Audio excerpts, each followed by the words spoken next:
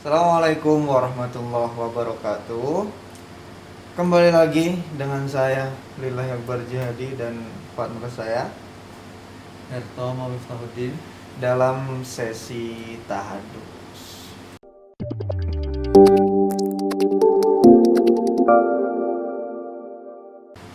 Boleh Paula.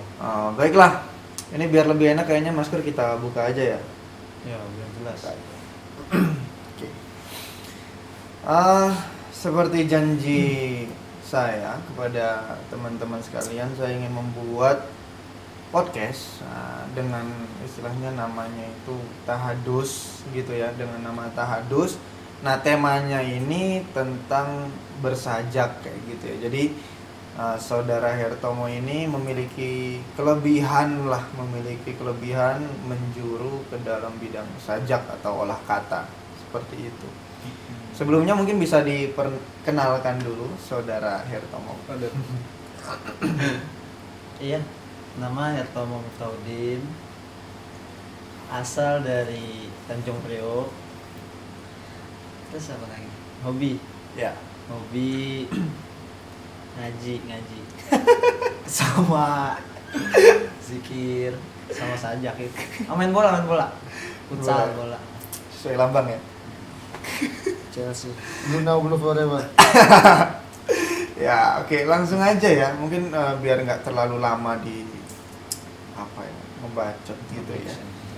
Kita langsung aja menuju ke pertanyaan-pertanyaan yang sudah masuk ke feed Instagram aku gitu ya. Banyak. Di sini udah 31 komentar pertanyaan. Udah siap ya jawabnya ya? Siap. Udah siap belum? Bismillah. Sebisanya. 31 insya Allah akan kita jawab semuanya sesuai dengan ilmunya beliau lah. Waduh. Gitu. Jadi di sini saya hanya menyampaikan pertanyaan-pertanyaan teman-teman kepada Kak Hertomo ini yang kepo masalah bersajak seperti itu. Langsung aja ya, siap ya? Siap. Oke, langsung saja ke pertanyaan yang pertama. Ini dari Ikrimah RH. Gimana nih bacanya ini? Oke, pertanyaan pertama ya. Bang, mau tanya nih, cara biar kita nggak monoton dalam bikin sajak. Gimana bang? Gimana biar nggak monoton dalam bikin sajak? Biar nggak monoton. Sebelumnya mau disclaimer dulu kali ya. Karena mau disclaimer dulu. Jadi jika nanti semisal ada pertanyaan yang anak jawab kurang memuaskan atau agak sedikit kurang lengkap referensinya, harap dimaklumi ya, karena sebenarnya saya bersajak hanya karena hobi lah ya, karena hobi, jadi nggak terlalu mendalami teori-teorinya gitu.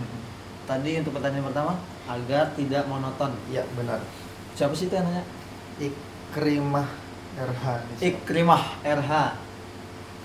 Bagaimana cara tidak monoton dalam sajak? Kalau anak pribadi lebih sering menggunakan banyak kosakata, lebih sering memvariasikan banyak kosakata, sering menggunakan kata-kata baru, terus dengan sistematis yang beraneka ragam, bermacam-macam. Kan ada yang misalnya sajak lepas. Oh iya. Nggak tahu. Sajak lepas atau sajak yang berirama sama, atau sajak silang juga ada yang sajak akhirnya sama semua dari bait pertama sampai terakhir. Jadi supaya nggak monoton, lebih memvariasikan dengan apa ya, dengan memperbanyak literasi seperti itu, banyak baca lah biasanya. Jadi banyak ya ternyata macamnya sajak ya. Tadi ada yang lepas, ada yang silang, ada yang gambreng gitu. Gue kurang tahu. Ternyata emang banyak gitu. Aku juga baru tahu ini. Lanjut pertanyaan kedua ya. Iya dong, biar cepat. Selanjutnya, idola sastra kalian berdua siapa? Idola sastra dulu. Ini dari Nafhoirun underscore. Ya, Nafhoirun underscore. Siapa idola Kak Hertomo? Idola saya Khalil Gibran. Pertama kali jatuh cinta sama sajak-sajak beliau itu di bukunya yang judulnya Syair-Syair Cinta. Coba dicari, bisa di googling. Syair-syair cinta ya. Kalau Kak Akbar? Jujur ya, karena aku emang gak menyelam di bidang sajak, jadi aku kurang tahu gitu loh. Apa sih orang-orang yang kayak idola tokoh-tokoh sastrawan itu siapa aja, bahkan aku nggak tahu. Kemarin sempat ada yang meninggal itu ya, puitis. Iya. Nah itu kan kemarin sempat meninggal dan sempat banyak yang posting itu, aku nggak tahu bahkan Betul, ini siapa gitu kan ya, ini siapa, nanya ke orang itu ini siapa, karena emang ya aku mungkin nggak mendalami di bidang itu. Jadi kalau ditanya idola aku dalam bersastra, nggak tahu. Ya ini orang satu-satunya yang aku kenal namanya ya. Ya mungkin beberapa kali aku melihat di postingan Instagram kayak ada sajak-sajak, cuma aku nggak memperhatikan ini punya siapa, orangnya siapa aja, kayak gitu. Jadi ya aku nggak tahu gitu ya. Berarti saya idola. Oh bisa, karena saya hanya kenal nama Anda dalam bidang sajak, kayak gitu. Oke, ini masih di pertanyaannya Nafkhairun underscore ini. Dan bagaimana tips meningkatkan semangat dalam bersastra? Semisal yang hobi nulis puisi gitu, gimana? Meningkatkan semangat. Jadi orang itu udah punya semangat dalam bersastra, biar meningkat terus. Nah itu gimana kayak kamu? Cara meningkatkannya ya pasti dengan sering-sering berlatih. Berlatih itu kan banyak ya, ada yang dengan membaca. Kalau kurang suka baca, lebih suka sama referensi dari yang dia punya. Misalnya dia mau menuangkan perasaan, ya silakan langsung dipraktekkan. Kemudian jangan terlalu berharap pada apresiasi orang lain. Itu kalau saya sih begitu ya. Jadi harus siap menerima apapun feedback yang muncul ketika karya kita sudah masuk tahap publishing. Jadi kalau kita udah publish di platform Instagram, Facebook mungkin, kalau awalnya udah berharap sama ujian lah ya bahasanya, kemudian ternyata yang datang malah Hinaan. hinaan, yang datang malah kritikan atau mungkin Enggak. perbaikan, kan kita harus siap. Kalau kita di awalnya aja udah berharap sama pujian, kemudian yang datang malah kritikan atau perbaikan, nanti kita malah jadinya apa ya bahasanya? Down ya. Iya, jadi kita tidak sesuai ekspektasi kita lah. Kita berharap nih pasti bagus nih. Ternyata responnya dari para viewer itu malah sebaliknya. Jadi ya kita tetap semangat aja.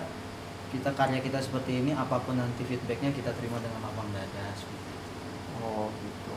Ya jadi ya itu sebenarnya dalam berkarya ya. Berkarya itu Semua jangan- karya sih ya paling ya. Nggak sastra doang. Jadi jangan ketika kita post ini pasti banyak yang suka, ketika nggak ada yang suka kita putus asa atau down, itu kan ya mungkin kita berkarya aja semaksimal mungkin. Benar. Nah nanti ketika orang suka, alhamdulillah, nggak suka itu ya urusan mereka gitu kan. Cuma yang sulit di sini bagaimana karya kita itu disukai banyak orang, itu agak sulit sih ya. Nah, betul sekali. Seperti itu. Oke, selanjutnya ini dari Nia_Fitria3. Jika ingin menulis, apa hal penting yang harus disiapkan? Nah, kalau mau nulis pulpen ya? Ya pasti alat tulis lah ya, tangan. Kalau yang kidal tangan kiri, yang enggak tangan kanan. Ya, Tapi kalau yang lebih ke arah sastra kan ini tentang sastra dong. Iya dong. Yang pertama yang harus disiapkan pasti kemauan dulu. Kemauan. Kalau udah mau, baru kita masuk ke referensi. Misalnya kayak literasi, kita punya sumber, kita punya perbendaharaan kosakata pasti. Kalau kita nggak punya kosakata, kita miskin kosakata, ya gimana mau menuangkan perasaan dalam sebuah sajak pasti kan. Terus selanjutnya baru kita masuk ke pengetahuan mungkin. Nanti kalau udah sering nulis sajak, ntar bakal paham sendiri, oh ternyata sajak yang bagus, yang relate sama banyak viewer itu yang seperti ini toh, yang berhubungan sama ranah cinta misalnya, atau dengan ranah rindu dan lain-lain. Ya jadi intinya kalau mau menulis, pertama kali yang disiapkan sih kemauan dulu. Kalau dia nggak mau, cuma dipendem doang, dia sebenarnya bisa bersastra, bersajak, cuma dia nggak mau mengungkapkan atau mempublish ke platform yang dia punya, ya sama aja, cuma dia doang yang punya. Oh gitu. Tadi kan yang pertama itu kemauan, selanjutnya ada lagi. Selanjutnya ya itu tadi literasi itu apa ya, sumber lah ya, kita punya banyak referensi, sering baca, mungkin harus sering baca supaya tahu tuh kadar atau tarafnya sajak yang bagus tuh gimana. Oh paham. Ah, Siap, Mbak. Lanjut nih ya. ya. Pertanyaan selanjutnya ini dari Arif Fadilah, Manchester is Blue. Ini contoh orang-orang yang nggak tahu tempat. Arif Fadilah. Manchester is red, not blue. Blue is just for my team, Chelsea Football Club. Oke. Terjawab ya. Angguk kalau ngerti. Ngangguk ya gini ya. Kamera bisa ngangguk. Coba dianggukin kameranya. Nggak Maksa, bisa. maksa. Oke, selanjutnya kita lanjut ya. Ini pertanyaan selanjutnya dari Fatwa Mulia _Isna. Aduh, ini agak serak ini. Cara biar sajaknya bisa berirama gitu pemilihan katanya, dan juga biar walaupun sajak kita pendek tapi bisa dapat apa nih? Bisa dapat banget feel-nya. Terima kasih. Itu gimana? Pertama cara supaya berirama dulu. Ya gitu. itu nggak jauh-jauh ya kalau ngomongin sastra atau sajak pasti kan tentang kata-kata. Ini kan seni dalam berkata ya, sajak itu yang puisi, sastra, sajak. Nah pasti yang pertama supaya berirama itu kita tahu dulu punya banyak kosakata. Kalau akhirannya misalnya huruf ta, ya berarti kan kita harus punya apa contohnya? Yang terakhirnya huruf ta. Cinta, terus Semesta. terus Tara Tandung jangan 2020. saya terus dong yang jawab dong, Kak Akbar juga harus jawab. Eh, Misalnya kayak harta. ya udah dapet 3 tuh lumayan, langsung kita rangkai. Cuman nyambung tuh sama pertanyaan selanjutnya, gimana supaya pendek feel-nya tapi dapat kan? dapat feel-nya. Ya kita harus bikin sajak yang lagi relate dengan apa namanya, relate dengan keadaan pastinya ya, sesuai dengan keadaan. Cuman memang kadang susah menyatukan perasaan sama keadaan. Kalau saya pribadi kalau bikin sajak itu lebih ke perasaan sih. Jadi misalnya saya lagi ngerasain jauh dari Tuhan misalnya. Akhirnya saya tuangkan dulu dalam kata-kata. Tapi itu feel-nya bisa dapat ketika orang yang jauh di sana yang melihat sajak saya juga sedang merasakan perasaan yang sama. Oh iya, jadi masuk gitu ya. Jadi kalau dia bisa nge-repost atau bisa sampai seenggaknya dia mengapresiasi dengan tepuk tangan, itu emoticon tepuk tangan. Iya, tahu ya.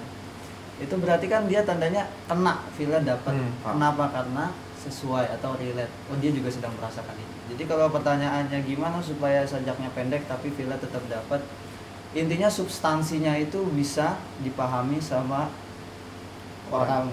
Tahu substansi nggak tahu? Nggak tahu. Oh, nggak tahu. Ya. Serius. Substansi itu apa bahasanya? Kandungan. Oh. Nah, kandungan sajak itu ternyata cocok sama keadaan perasaan orang lain. Keren. Kalau saya ya, Oke. Selanjutnya ya. Ini dari ca_out. Cao nih ya. Awal mula suka bersajak. Apakah ini bawaan lahir atau tanda lahir? mungkin dong saya brojol langsung semesta.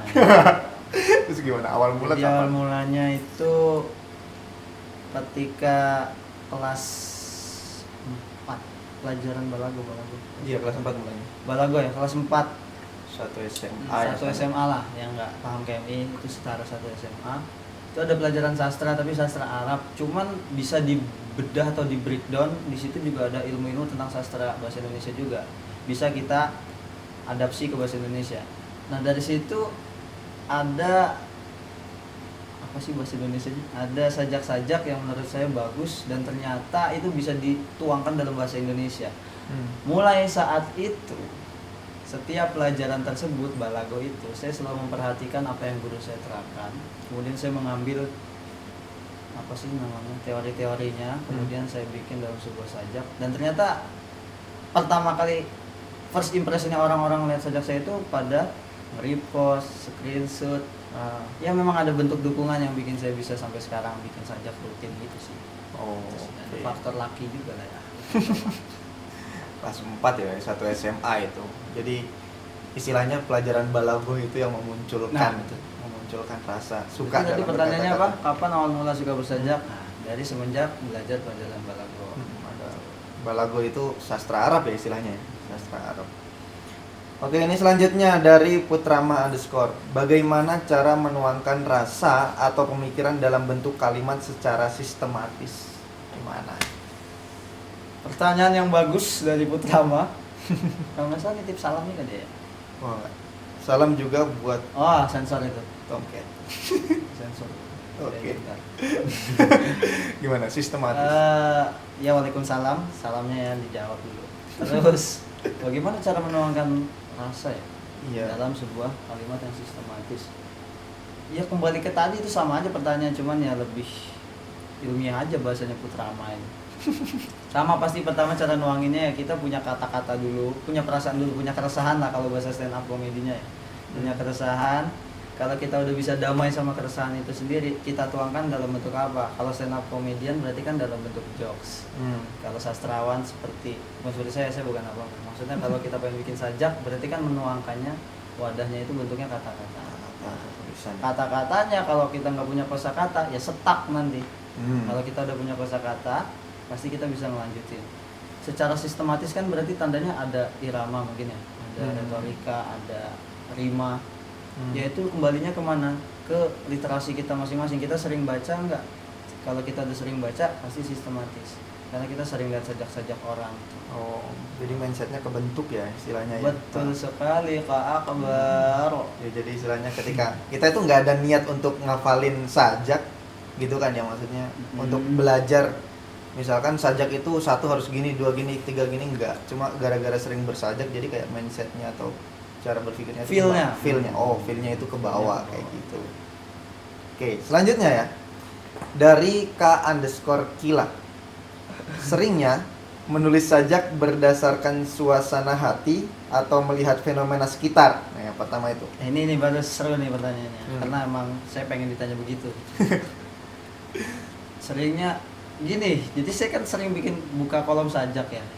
Sajak as itulah.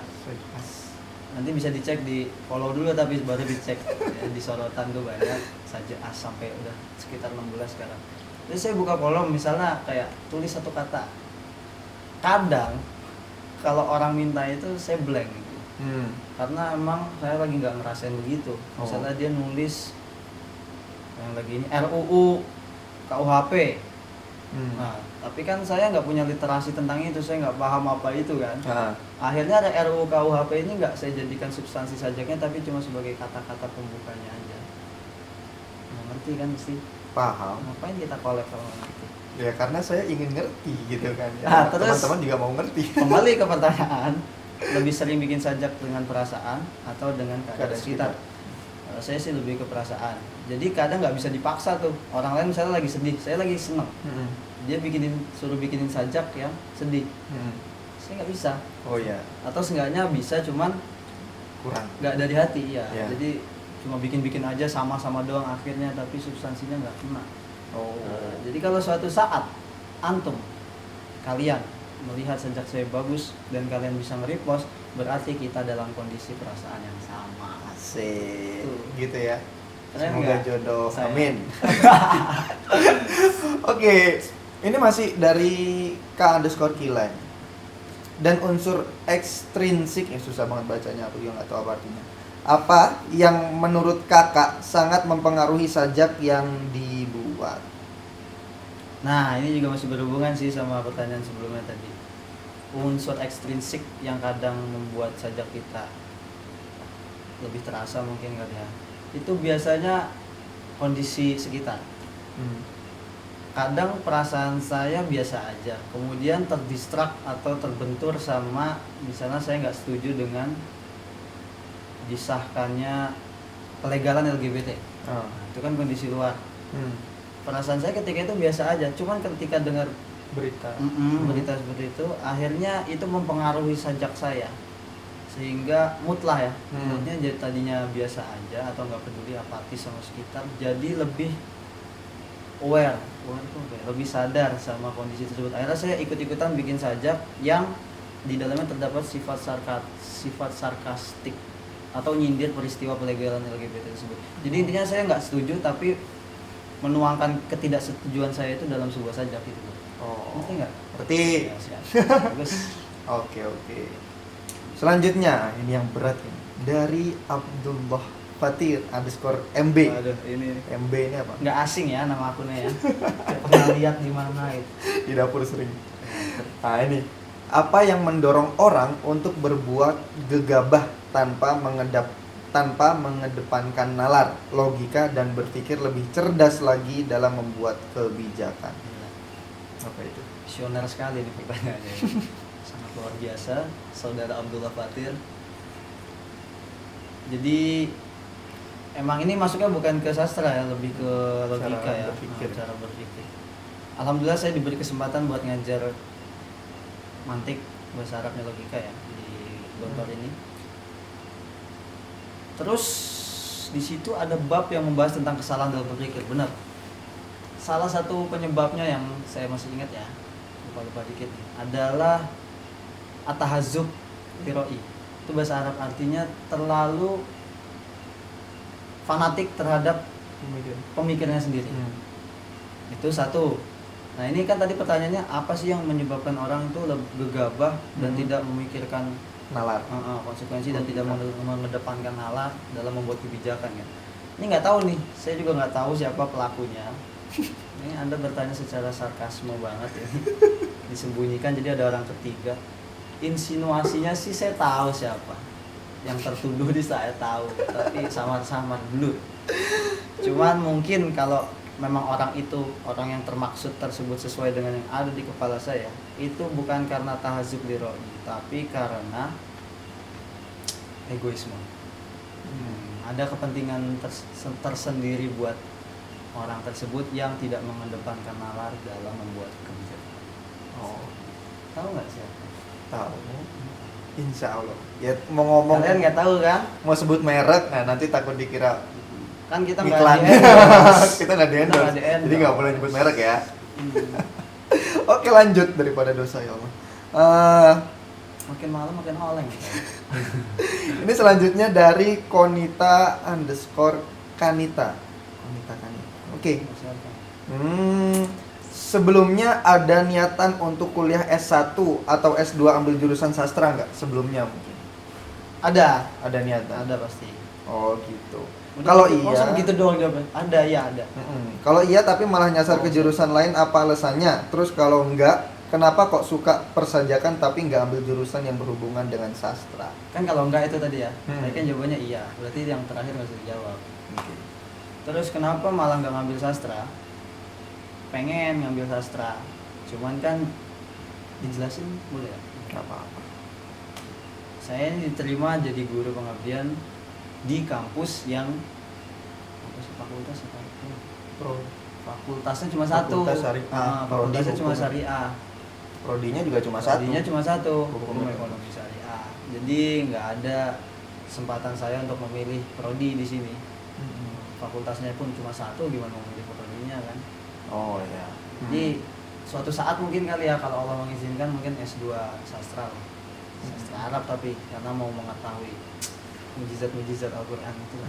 Keren. Ya benar. Kemarin juga sempat ada yang nanya ke aku itu, Kak, ini sarjana hukum gitu kan, kok mainnya foto sama video gitu kan ya? Betul. Ya Apa karena tuh, emang jawabannya gimana tuh? ya emang wadah kita itu cuma ada di hukum ekonomi syariah gitu kan ya. Sedangkan alhamdulillah untuk foto dan video itu aku dapatnya itu di luar kelas.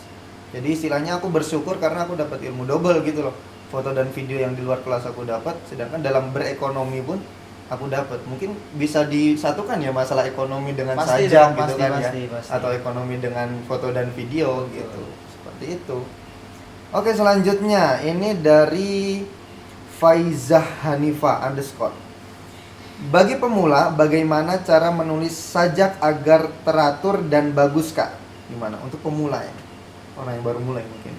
Biar bagus dan teratur. Pemula mau langsung bagus dan teratur. Hmm. Nggak percaya prosesnya mana. Oh, iya. Semua butuh proses. Hmm. Ya, jadi bukan maksudnya sombong enggak. Jadi maksudnya pemula itu ya pasti perlahan lah. Nggak bisa langsung bagus, nggak bisa langsung. Saya pun masih pemula. Maksudnya gini loh. Semuanya itu butuh baca, sering dengar, sering nonton, kan banyak juga sajak yang bentuknya visual sekarang kan. Terus ya sering nyari-nyari referensi, misalnya baca-baca bukunya kan Gibran, terus masih banyak lagi sastrawan Indonesia yang lain. Sujiwo Tejo juga bisa itu masuk ke sastrawan juga. Jadi kalau pemula apa dia mau apa? Iya, kalau pemula itu cara menulis sajak agar teratur Oh, dan pasti. bagus. Bisa, cuman ya pasti ada prosesnya masing-masing yang setiap orang pasti berbeda prosesnya. Ada yang lama, ada yang cepat. Tuh. Jadi cuman cara memulai pertama kali ya dengan sering baca pasti. Oh gitu. Kalau penulis pasti sering baca. Sering baca. Tambahan dikit boleh ya? Boleh Jadi jangan merasa maksimal di sekarang. Maksudnya aku pernah ngerasain ketika dulu aku mulai bisa di bidang fotografi itu, aku ngelihat hasil fotoku itu, wah ini keren banget hasilku itu. Cuma ketika sekarang yang mungkin ilmuku sudah mulai bertambah, ngelihat foto yang dulu itu, ih, jelek banget gitu loh. Jadi istilahnya mungkin Jangan merasa puas. jangan merasa puas. Jadi di zaman itu kan makin nambah, terus teknis-teknis model-modelnya juga mungkin akan keluar-keluar baru gitu kan ya. Jadi apa ya, waktu tulus zaman ya kalau istilah orang itu ya. Jadi Ya. lamanya belajar itu bisa jadi gitu. Jadi jangan pertama langsung mau bagus, nggak bisa. Ya mungkin ketika kamu pertama bersajak kamu ngerasa ini bagus banget gitu kan ya. Cuma nanti suatu saat kamu bakal ngerasa kalau sajakmu pertama dulu itu jelek dan kamu merasa apa ya, Itu ada peribahasanya tuh. Apa? Semakin pintar seseorang, semakin dia merasa dia tidak tahu apa-apa. Jadi Oh, masalah. doang tau gak? Iya benar kan? Iya. Jadi ketika orang itu udah pinter kayak dulu Betul. kok kurang banget, padahal Ah. waktu dulu aku merasa udah pinter gitu kan ya. Kayak gitu. You get the point. Cara berpikirku keren juga, boy. Oke, kita lanjut selanjutnya. Oh, masih ada ini dari Faiza Hanifah _ Dan dari mana kita harus belajar soal sajak? Dari mana? Atau ada salah satu buku atau bisa dari visual lain? Kalau dari mana tergantung ya. Soalnya kalau saya kan bukan orang nggak resmi lah sastranya, karena bukan mahasiswa sastra, bukan. Oh iya. Ya paling guru doang. Itu pun karena dulu juga diajarin sama guru saya sebelumnya. Cuman kalau ditanya dari mana kita harus belajar sastra, ya tergantung. Kalau kita mau tahu teori-teori dasarnya berarti ngambil fakultas sastra ketika udah kuliah. Mungkin lebih, ya kalau kita udah ada semangat buat belajar sastra pasti kan kita mencari cara, baik dengan lewat media, ada kelas, karena kan lagi zaman kelas online juga tuh. Nah, kelas online sajak juga mungkin ada kan, kelas online sastra gitu. Jadi dari mananya sih fleksibel sih kalau menurut saya sih. Bisa lewat mana aja medianya. Nah, tapi kalau Ai Hertomo sendiri, pribadi itu lebih banyak belajar dari mana? Buku atau lihat-lihat Instagram? Lebih banyak belajar dari praktek. Praktek ya. Berarti praktek itu Kan mengaruh. kalau saya kan udah senang gitu loh. Saya ya bisa dibilang perfeksionis lah orang. Jadi ngeliat sesuatu berantakan tuh nggak enak. Sama kayak kata-kata, kalau nggak tertata tuh ngomongnya nggak ada irama atau intonasi itu nggak enak. udah Akhirnya udah terbiasa begitu. Terus sering praktek, nah belajarnya dari situ. Ada yang ngeritik, ini kurang ya, kok feel-nya kurang dapat ya, diimprov, disajak selanjutnya.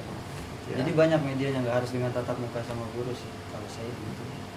Ilmu tanpa praktek bagaikan pohon tidak berbuah, nggak ada gunanya ya, ya nggak sih? Ilmu doang jadi masuk ke otak tapi nggak bisa diaplikasikan, nggak nambah biasanya kayak gitu. Jadi fotografi juga gitu kan? Benar, materi. Jadi kalau misalkan kita, oh ini namanya ISO, ini namanya diafragma, ini namanya shutter speed, cuma kita nggak pernah nyoba itu. Jadi ya mungkin sama ya saja ya, fotografi itu kan ilmu praktek, sehingga kita nggak praktek itu bisa jadi lupa, bahkan bisa jadi hilang ilmunya. Tapi ketika di praktek itu kadang kita menemukan cara-cara sendiri, gitu kan ya. Nah, jadi kayak sama-sama. teori, oh kayaknya ini kurang gitu kan ya. Betul, sama kayak saya. Itu. Ternyata ada hubungannya ya kita collab nih. Fotografi sama sajak ternyata ada. Ada. hubungannya. Ya Sama-sama. walaupun cocokologi lah. Cocok-cocokin aja ya. Cocok-cocokin aja. Oke, selanjutnya, wah ini dari Gula Anggur, ini pasti setia banget sama kita ya. Waduh. Gula Anggur itu ya, makasih banget Gula Anggur. Heeh. Menurut Akhi Hertomo, apakah kreator sastra cukup dengan olah rasa dan olah pikir saja tanpa perlu banyak membaca? Tidak, perlu banyak baca. Perlu ya. Kayaknya itu tanda tanya yang pertama ya. Heeh. Kenapa Terus, itu? Ya karena butuh preferensi dong pasti. Gitu. Kalau kita cuma olah rasa sama olah pikir, Iya, kalau kita cuma berpikir sama tentang keresahan mengeluarkan keresahan, tapi kita nggak punya kosakata. kosakata terus referensi gimana sih sajak supaya ngungkapin cinta yang pas, kita nggak pernah lihat bacaan, karena kita nggak pernah baca buku-buku yang lain, kita kan bingung itu nuangin. Oh, Jadi ya. butuh pasti. Berarti perlu, sangat perlu dalam membaca. Ini masih dalam pertanyaan Gula Anggur. Apa fungsi olah rasa dan olah pikir dalam bersastra, dan apa fungsi banyak membaca dalam bersastra? Kayaknya itu saling nyatu ya. Berarti intinya fungsi semuanya ya. Yang Olah pertama itu rasa. dia nanya pikir, apa namanya, olah rasa mau olah pikir itu buat sastra apa? Yang kedua banyak baca itu buat sastra apa? Kalau olah pikir buat sastra pastilah kita harus bisa mikir gimana kita menata. Kritis ya istilahnya. Kayaknya rasa dulu deh. Kalau rasa, olah rasa gunanya untuk apa sih rasa yang sedang kita rasain gitu. Akhirnya kita tuangkan, masuk ke olah pikir. Kita berpikir gimana caranya apa yang sedang saya rasain ini bisa seakan-akan dirasakan oleh halayak juga. Akhirnya orang-orang tuh tahu perasaan kita seperti ini. Kemudian apa gunanya banyak baca? Pastinya supaya sajak-sajak kita itu tertaut lah, bahasanya tertaut tuh apa ya? Ngikutin tren yang sedang ada. Misalnya kayak Dilan, jangan rindu, berat, biar aku saja. Kemudian kita suatu ketika ngerasain apa ya? Jauh dari Tuhan. Dapat tuh rasanya, kok kita ngerasa jauh dari Tuhan. Kemudian kita berpikir, tuangin dalam sajak masuk ke banyak baca, karena kita pernah baca referensi sajaknya Dilan yang berbentuk template-nya itu jangan rindu, berat, biar aku saja. Kita bisa ganti kata-kata yang tidak kita masukkan dengan kata yang kita mau. Berarti jadi jangan jauh dari Tuhan, berat, biar dia saja. Misalnya begitu, itu cuma contoh ya. Jadi maksudnya kita dengan banyak baca itu kita jadi bisa improve lagi dari situ. Walaupun kesannya kayak kopas ya, cuma ganti kata-kata rindu jadi apa. Misalnya jangan jatuh cinta, berat, biar aku saja. Keren kan? Cuman kan itu adalah gubahan sedikit dari itu hasil baca ya. Dan itu hasil baca, berarti berguna kan? Oh iya. Berarti intinya olah rasa, olah pikir sama membaca itu bersangkutan satu sama lain, nggak bisa dihilangin salah satunya. Kalau dihilangin bakal kurang lah istilahnya kayak gitu.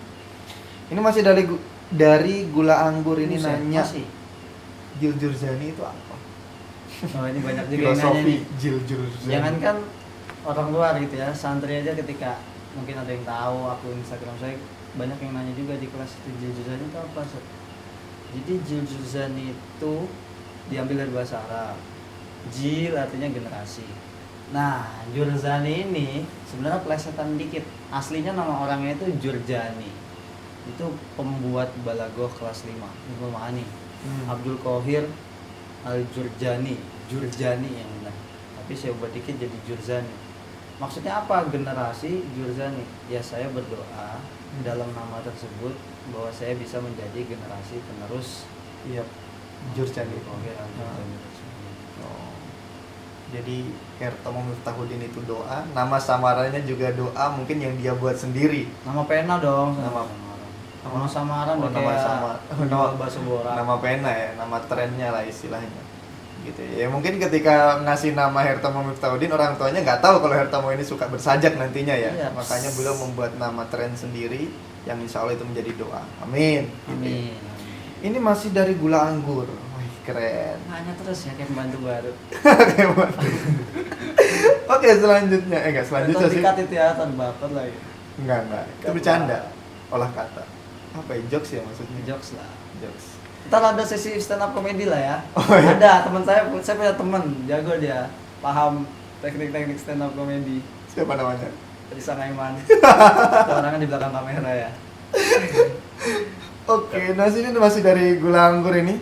Selain membukukan karya yang telah dibuat, apakah kembaran Ustadz Akbar ini Masya Allah juga berminat untuk menjadi seorang songwriter? Kenapa? Ada nggak minat untuk menjadi ini songwriter? nih agak aneh nih, kok dia tahu-tahu Gula Anggur ini langsung menjadi ke songwriter. Kenapa songwriter gitu loh maksudnya? Apa karena dia tahu saya juga pernah bikin lagu? Tapi kalau menurut aku ya, songwriter itu menciptakan lagu juga menata kata sih. Ya, iya, sih? jadi pertanyaan itu saya jawab dengan iya sih. Iya ya. Iya pasti. Iya. Bukan pengen, udah Beberapa lagu udah diciptakan. Cuman karena saya ngerasa saya di bidang musik itu cuma di permukaan lah, nggak sampai nyelam. Jadi takut buat nge-up nama saya gitu. Jadi setiap ini kan editor ini ya, Nasid gitulah ya. Saya selalu pesan kalau mau nyantumin nama jangan nama saya Hertomo. Tapi nama band Jurzani ya. Coba dicari Nasid. Ada yang songwriter saya alhamdulillah bisa dikit-dikit lah. Karena emang sama sih benar. naruh kata dalam sajak sama dalam lagu itu sama. Bahkan kayak Iwan Fals itu bisa dia mengkritik pemerintah lewat lagu. Masuk banget, masuk banget. Sekarang juga banyak tuh Enau dan lain-lain. Selanjutnya ada pertanyaan juga ini di beda kolom dari Fatim Kumairo _ juga. Mau tanya, emang bener orang yang pinter sajak tipe orang yang romantis, bener gak sih? Coba sekarang tanyanya ke orang yang non sajak. Gimana tuh non sajak bahasanya? Bukan Ya. orang yang suka sajak, coba jawab dulu. Akbar. Menurutku ya, kenapa sih kok kamu itu bisa nanya ke bidang yang romantis? Karena mungkin yang lebih banyak muncul entah di feed Instagram, di pencarian Instagram itu sajak-sajak tentang cinta gitu kan ya, Yap. tentang cinta. Betul. Sehingga mungkin mindset kita, oh sajak gombal, sajak cinta gitu. Sebenarnya enggak. Ya mungkin kalau misalkan si Fatim Kumaira ini mau main ke sejenak bersajak ya Instagramnya, itu banyak, bukan cuma cinta gitu loh. Betul. Ada yang tentang Tuhan, tentang keresahan lain dan lain sebagainya. Jadi menurutku ya romantis, tapi romantisnya itu jangan sampai mindsetnya ke cinta doang, entah romantis dengan Tuhan ya nggak sih, Yes, betul. dan lain sebagainya. Nah menurut Sepertinya ada bakat ini Kak Akbar ini. Bagus sajak ini. Ngomongnya udah mulai tertata. gimana menurut kakak sendiri, Menurut apakah romantis? saya ya, menurut saya ya namanya sajak itu memang identik dengan cinta sih, pasti dikait-kaitinnya sama cinta. Cuman kan luas sebenarnya. Ya betul, udah dijawab tadi, cuma ngulangin aja paling. Memang Iya. nggak terlalu ke cinta aja sih, bisa ke politik juga bisa sebenarnya sajak Mhm. itu, mengkritik pemerintah dengan Kritik sajak. ya. Karena kan esensinya sajak sebenarnya adalah kata yang berinstrumen lah, dia rapih, ada tatanannya. Jadi ya tentang apapun sebenarnya, bukan hanya tentang cinta. Tapi nggak masuk ke pertanyaan itu berarti. Jadi jawabannya kalau menurut Kak Akbar nih, romantis nggak orang yang bisa saja? Romantis ya romantis, tapi ya tadi romantis itu kan bukan cuma dalam atap cinta ya, entah itu kita romantis dengan keadaan, romantis dengan Tuhan gitu kan. Tapi karena emang mungkin mindset kita ya kebawa romantis, oh cinta-cintaan. Cuma kalau dibilang menurutku romantis di nggak harus dicinta lah istilahnya kayak gitu. Udah ya. Udah? Nah, selanjutnya ini dari Prakas _UM 690, Prakas Ubaidillah ini ya, kenal aku. Kenapa suka dengan sajak dan kenapa nggak masuk jurusan sastra? Tadi udah dijawab ya. Nah, Nah, sabako zikruhu, Sabako Zikruhu udah ya. disebut. Ibit. Ibit. Nah, maka bisa dikembalikan lagi videonya ke awal, tonton terus sampai viewersnya banyak. Enggak. Oke, selanjutnya ini dari Muhammad Najib. Nah, saya memiliki pengalaman pribadi, bersajak adalah hobi dan bakat. Orang yang tak hobi dan tak berbakat dalam bersajak maka tidak bisa menjadi pensajak. Bahkan hanya dalam membuat satu sajak pun sangat susah.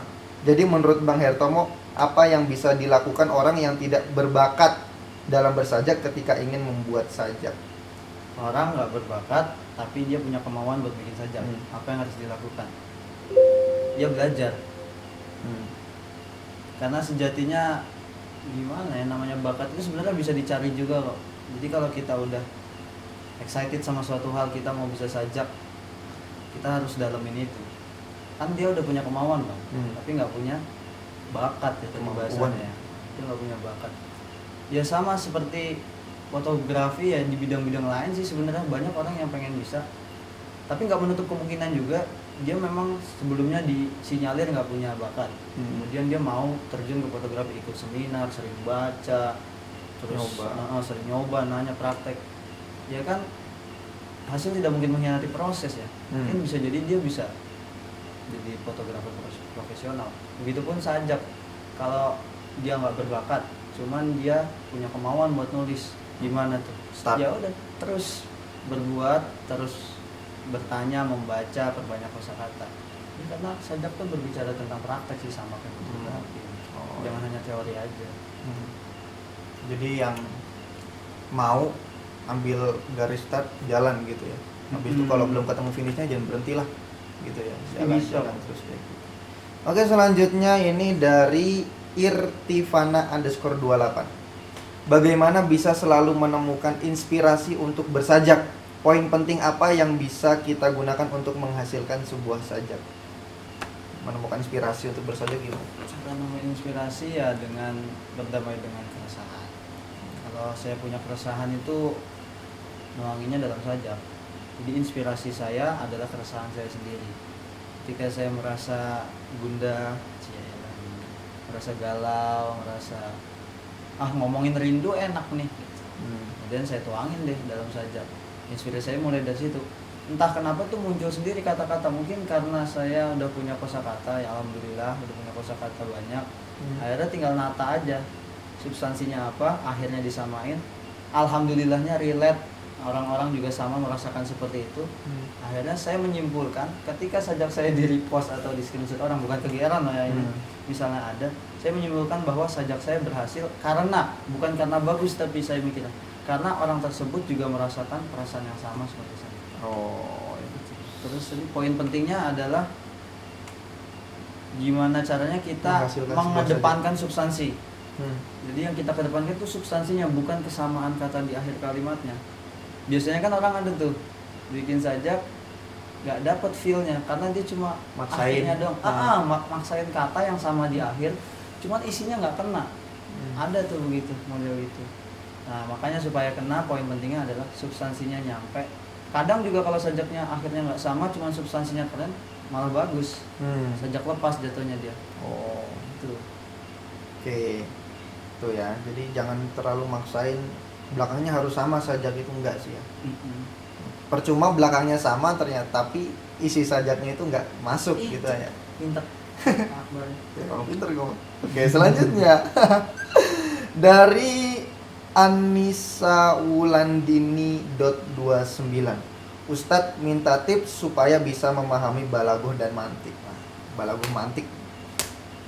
Balaghah itu kan tentang lebih ke khayalan, kalau mantik lebih ke fakta, logika. Gimana cara memahami keduanya? Dia pintar-pintar memporsi otak. Curhat dikit lah ya. Saya ini ngajar dua-duanya alhamdulillah, kelas 6 sama kelas 5. Setiap abis ngajar balaghah terus ngajar mantik, ini saya pribadi ya nggak tahu kalau mualim yang lain lebih pro nggak ngerasain gini, ya mungkin saya sendiri nih kelainan. Setiap abis ngajar balaghah terus ngajar mantik itu napas dulu bentar, karena kedistrak gitu ya, dari tadinya ngomongin hayalan berandai-andai terus dipaksa untuk ngomongin kenyataan yang nggak boleh ada sesuatu yang diumpamakan sama sekali. Harus ngomong apa adanya di mantik itu kan. Bahkan sampai setingkat riset, observasi, cara menyimpulkan ini, cara mengklasifikasi. Itu sangat bertolak belakang sama balaghah. Kalau balaghah itu justru dia apa bahasanya, mengumpamakan setinggi-tingginya, seenggak cocok-cocoknya tuh masih bisa, masih boleh dilakukan. Misalnya kayak kamu seperti matahari. Kalau di balaghah, kamu seperti matahari itu cocok. Orang mikirnya, oh dia seperti matahari karena saking cantiknya dia menerangi kita. Tapi kalau dibawa ke mantik, kamu seperti matahari, itu lebih ke arah yang logis. Oh mungkin dia panas, gitu loh. Kok diumpamain matahari, kan dia nggak menerangi seluruh alam. Berarti dia bukan matahari, berlebihan kamu. Nah kan ada ketidaksinambungan di sini. Ya. Nah, jadi cara memahaminya pasti dengan bisa pintar-pintar memporsi otak sih. Kalau mau ahli di dua-duanya loh ya. Kalau saya kan cuma di permukaan, di dua-duanya nggak terlalu nyelam, biasa aja. Sekedar paham sih, tapi nggak terlalu maestro gitu. Oke. Terus belajar. Siap. Terus belajar ya. Selanjutnya ini dari Fatwa _Sahala @lillahiakbarjihadi @gilzurani, mana suaranya? Kalau nonton YouTube. Ini suaranya. Ya, kalau nonton YouTube jangan di mute. Volumenya digedein ya. Kalau dari tadi nggak ada suaranya berarti soundmu rusak, paham ya? Maka silakan dinyalain. Ada suara dari tadi, dari awal. Ini suaranya nih. Ini suaranya ya. Nih ya kan. Oke, selanjutnya ini dari Arumcin _291. Ada nggak sastrawan yang menjadi salah satu inspirasi Kak Jil? Udah itu tadi. Udah tadi ya, tadi udah disebutkan. Siapa? Ayo. Khalil Ya, Khalil Gibran. Betul. Nah, itu. Oke, selanjutnya ini dari Arumcin _291. Ada nggak sastrawan yang menjadi salah satu inspirasi Kak Jil? Udah tadi ya, tadi udah disebutkan. Siapa? Khalil. Khalil ya. Khalil Gibran. Apa Instagramnya Khalil Gibran? Ya nanti ada ya Instagramnya Khalil Gibran. Rian Aen. Rian Aen, ya Allah. Ainuka. Oke, selanjutnya. Kasih backsound cetung. Ya kan? Yang lucu-lucu gitu. Selanjutnya dari dream_hike.10. Kajil awal mula ketemu Kak Akbar. Kapan awal mula? Si pertanyaannya kapan kita awal mula ketemu itu? Aku sih kalau tahu just say hello itu ya mulai kelas 2 sih. Kan dulu kan aku sih jadinya dari saya. Saya dulu ketemu Kak Akbar nih waktu kelas ketemu kan ya katanya. Lihat berarti kan. Kelas 2 dulu. Karena saya dulu di Kediri. Kelas 1. Kelas 2-nya di Bogor Pusat. Alhamdulillah karena prestasi lah ya. Akhirnya ketemu tuh, oh ini namanya soalnya unik kan, Lillahi Akbar. Ini cuma satu tuh di Ponorogo ketika itu, di Kota satu. Tapi belum dekat, kenal doang. Nggak kenal, tahu doang. Tahu doang, nggak kenal malah. Jadi nggak kenal dia apa, kursusnya apa. Kemudian kita mulai kenal. Ini pertanyaan kok jijiin gini ya. Kita mulai kenal itu gimana gitu ya. Ya kita akhirnya mulai tahu, saling tahu. Ngerti kursusnya apa di kelas 4 karena kita satu kelas. 4 tuh satu SMA. Iya, standar satu SMA. Itu dan mulai dekat lagi ketika aku di sini ya. Pas ngabdi bareng ternyata. Mulai kerja bareng ya di sini. Oke, selanjutnya masih dari dream_hike.10. Awal mula kok bisa suka persajakan? Itu udah tadi ya. Yang kelas 4 atau 1 SMA itu mulai belajar balago. Nah, itu coba diulang lagi video. Selanjutnya masih dari dream_hike.10. Kenapa kok bersedia ngevlog sama Kak Akbar? Haters ini apa namanya? Tagar hashtag haters netizen. Oh, keras. Kenapa ini mau diajak collab? Ya karena diajak. Ya enggak, karena saya juga ada keinginan, kan platform saya rendah ya. Kan khairun nasi ahsanuhum khuluqan wa anfa'uhum linnas. Sebagai manusia yang akhlaknya baik dan bermanfaat bagi orang lain. Saya pengen dari sajak saya itu menjadi media dakwah. Sekarang kan dakwah banyak loh. Enggak cuma di atas mimbar gitu ya. kan. Benar. Muhammad Salah main bola dengan berdakwah di sepak bola. Dia gacor, ngegolin terus. Oh, dia Islam, banyak orang masuk Islam. Saya juga niatnya gitu, lewat sajak. Oh, ini bagus sajaknya. Kemudian baru saya sisipkan dakwah-dakwah sedikit-sedikit di situ. Cuman saya sadar ternyata Instagram saya atau akun medsos saya di semuanya itu apa biasanya viewernya lah ya kurang. Nah ini saya excited banget nih diajak sama Kak Akbar buat collab enggak sih, bukan collab, diundang aja gitu ya. Saya senang banget karena siapa tahu di sini banyak orang-orang yang bisa menjangkau kemudian jadi paham. Cuman ya itu tadi ya, jadi kalau ilmu yang saya, bukan ilmu sih, pengetahuan lah ya, yang saya punya tadi ternyata kurang lengkap atau ternyata nggak gitu ya, mohon maaf karena saya nggak ngambil jurusan khusus. Karena saya otodidak belajar sendiri, cuma memperbanyak referensi lah intinya. Jadi referensi yang saya tahu ya itu tadi ya. Niatnya bisa collab sama Kak Akbar ini kenapa mau ya, sebenarnya siapa yang nggak mau gitu ya. Siapa yang nggak mau orang terkenal gini kok. Ya arifuman fis sama iwal ard. Wah sih. Ya saya juga pengen berbagi dengan platform yang lebih luas jangkauannya. Kan subscriber banyak. Ya benar sih. Zaman sekarang ini bahkan khutbah di atas mimbar itu kurang diminati ya. Jarang orang yang ke masjid. Makanya kenapa kok? Iya kan? Udah jarang sekarang orang ke masjid untuk dengerin khutbah itu. Ya contohnya Ustaz Abdul Somad itu kan dia juga buka channel YouTube, di Instagram juga ada. Ya, paham. Karena emang mungkin mimbar yang lebih banyak viewersnya yang mimbar-mimbar Instagram ya kan, mimbar-mimbar Facebook, mimbar-mimbar YouTube seperti itu. Jadi mungkin kenapa KRT mau karena emang mungkin ini salah satu mimbar yang cocok untuk membagikan ilmu. Aku keren.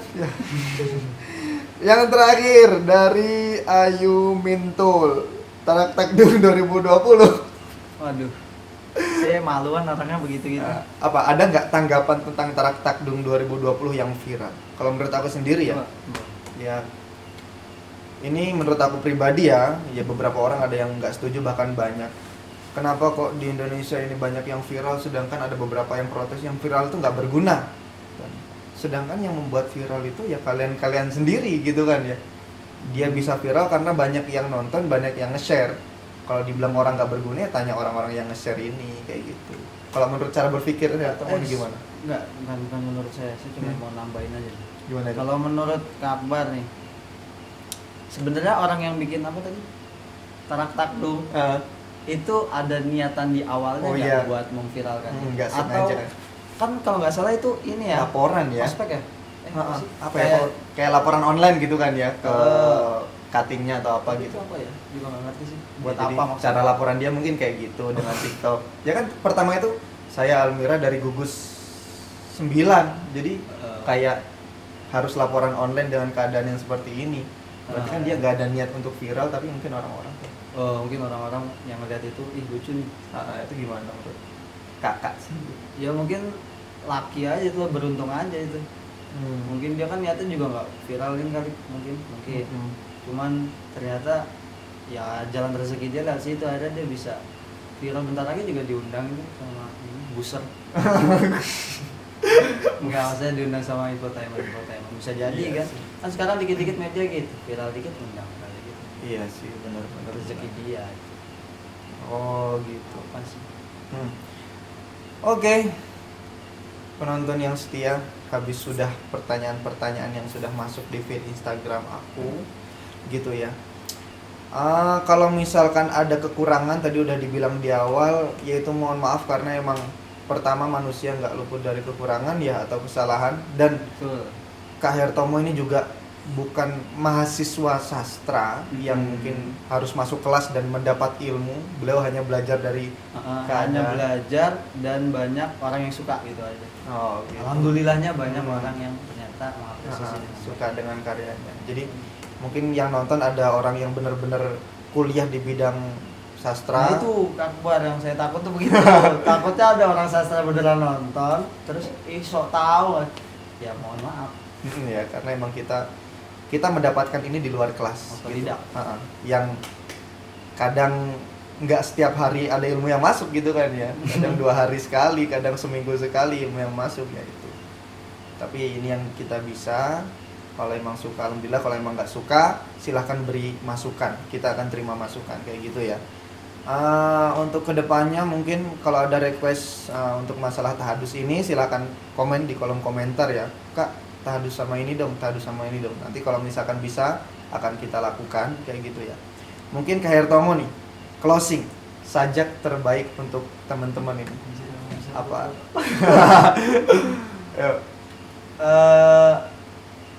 Sajak terbaik, bukan sajak terbaik, top koleksinya kali ya. Ya.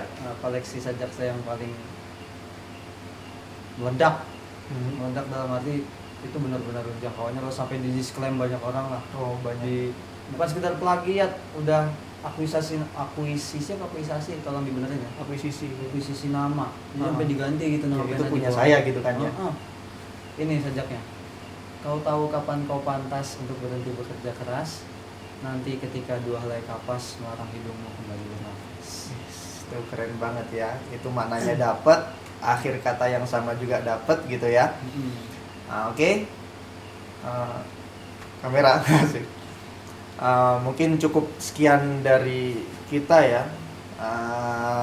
Kalau misalkan pengen tahu nih hasil-hasil sajaknya Kak Hertomo atau Jil Jurzani, ini bisa dilihat di sini ya.